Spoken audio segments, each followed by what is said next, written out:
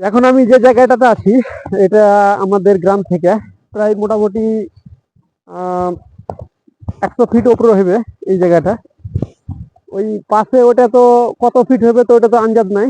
ওই বাড়ির উপরে দেখছেন ওখানে উপরে যে বাড়ি আছে পাহাড়ের চূড়াতে, নিচে বাড়ি, চূড়াতে বাড়ি।